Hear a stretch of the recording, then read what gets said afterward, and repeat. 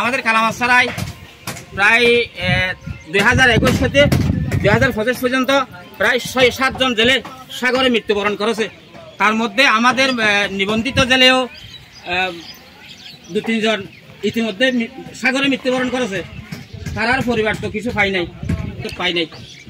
এটা আমাদের দুঃখ। আজকের এদের মাধ্যমে আমাদের জেলেরা যারা সাগরে মৃত্যুবরণ করে তাদের পরিবারের তাদের বউ বাচ্চা কিছু আর্থিক সহযোগিতা সরকারিভাবে যেন অনুদান পায়। এজন্য আমার কালামাছড়া জেলা কল্যাণ মৎস্যজীবী সমবায় সমিতির পক্ষ থেকে আমার একটা অনুরোধ রইল। সাথে সাথে আমাদের জেলে ভাইয়েরা সাগরে গিয়ে এই জাল বোট নিয়ে মাছ মারার সময় বিভিন্ন নৌ পুলিশের হয়রানিতে পড়ে।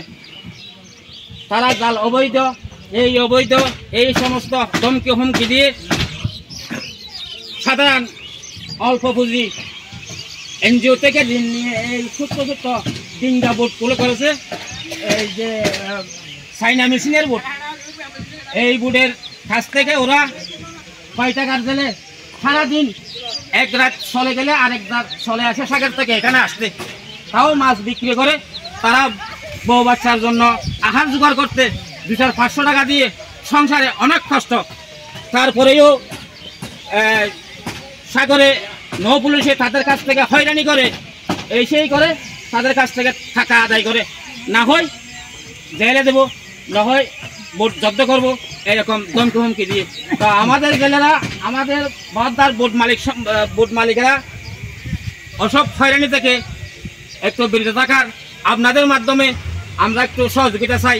যেভাবে পারেন আমাদেরকে এই সহযোগিতাটা আমাদেরকে দিবেন। এক কথাবার্তা হচ্ছে যে আর আমাদের এখানে প্রায় বলতে গেলে কালামাছড়া ইউনিয়নে 5,000 মতো জেলে বর্তমান রানিং আছে। ওখানে শুধুমাত্র হাজার মতো জেলে নিবন্ধিত হয়েছে। আমাদের সাল পাওয়ার কোনো দরকার নাই। সাগরে গেলে আমাদেরকে জলদস্যু